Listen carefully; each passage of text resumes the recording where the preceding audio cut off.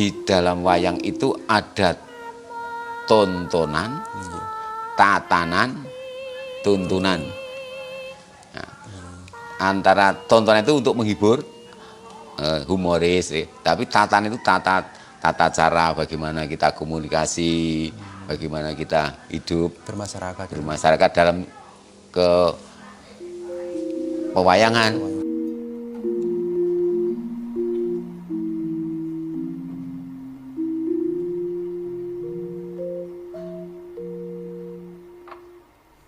Perkenalkan, nama saya Kristanto Rarjo, lahir 2 September 1998, mahasiswa dari Prodi Pendidikan Seni Rupa, Fakultas Bahasa dan Seni, Universitas Negeri Yogyakarta.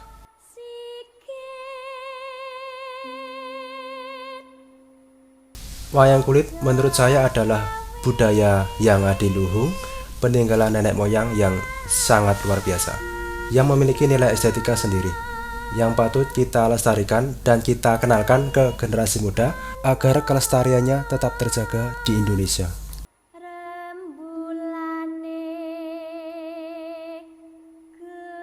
Selamat pagi Mas Kris, gimana kabarnya? Selamat pagi Mas, alhamdulillah baik. Alhamdulillah.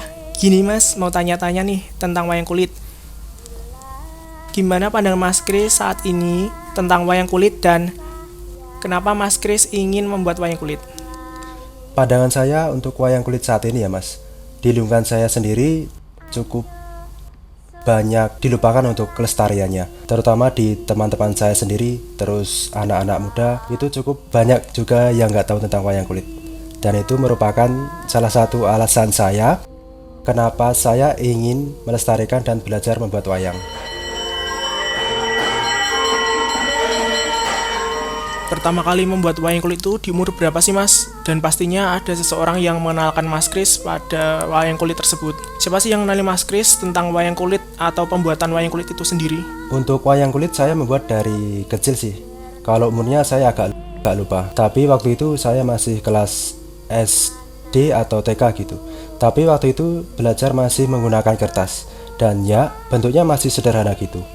Kalau untuk yang mengenalkan tentu saja keluarga, kayak bapak saya, Pak Le, Pak D, itu sering mengajak saya untuk nonton wayang secara langsung.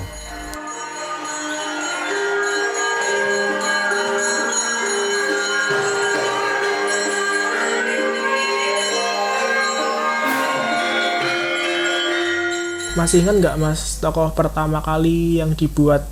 Dan ada nggak tokoh favorit yang disukai Mas Kris di wayang kulit itu sendiri?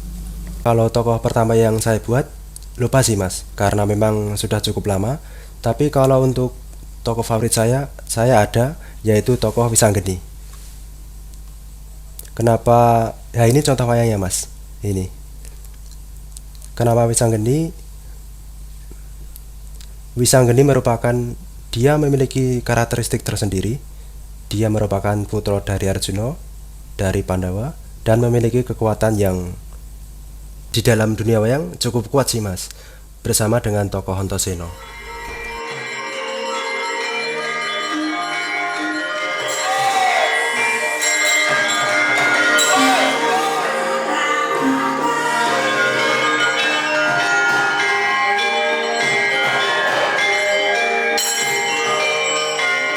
Untuk target pasar sendiri Mas Kristanto ini menargetkan ke siapa? Dan untuk penjualannya sudah sampai mana Mas? Untuk target pasar, saya lebih fokus ke anak muda, karena memang tujuan saya untuk melestarikan dan mengenalkan agar wayang tetap lestari dan dapat dinikmati ke generasi selanjutnya. Untuk penjualan sudah sampai ke luar negeri, tetapi pasar utama masih di Indonesia.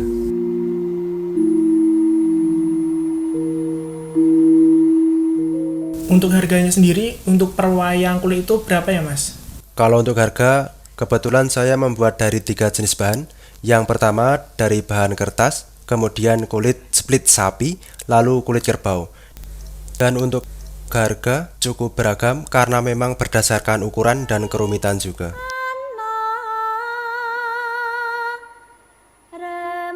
Mas Kris kan masih muda ya? Kenapa berani mengambil langkah ingin melestarikan wayang kulit ini? Alasannya apa sih Mas? Alasannya karena memang suka dari kecil, terus kayak ingin mengenalkan saja. Karena memang sayang sekali kalau budaya kita sampai hilang, apalagi diambil oleh negara lain mungkin. Ya karena kalau nggak kita siapa lagi, dan kalau nggak sekarang kapan lagi. Pilar cahyane nelai ayo sentulani sak bisa-bisaku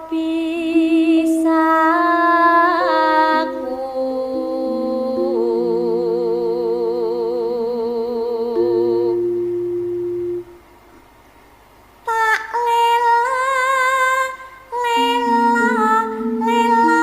ledang cap menanga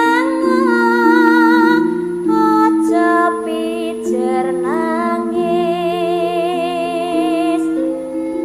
anakku sing bagus rupane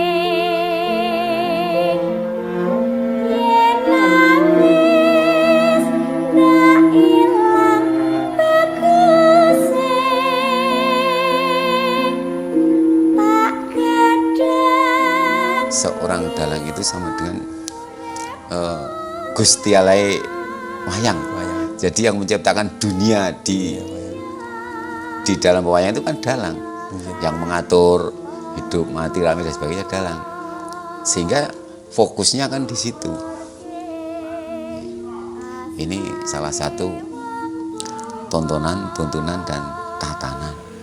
Selain itu sebagai dalang juga harus menguasai banyak hal.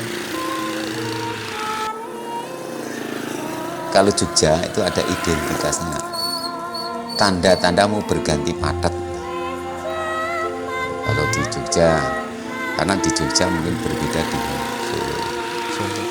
Sehingga kalau orang-orang dulu itu, tapi kalau sekarang udah zaman berubah, itu di dalam panggung itu tidak ada panggung yang lain.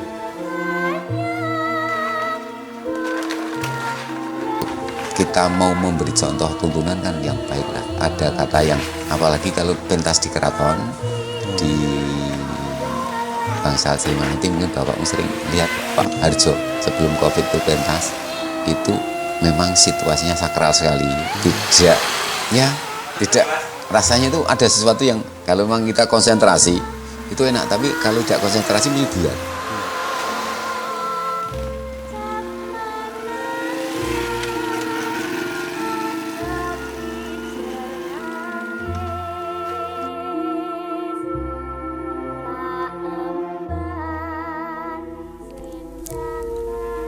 Kalau untuk tahapan pembuatan wayang, yang pertama saya menyiapkan sket atau blak.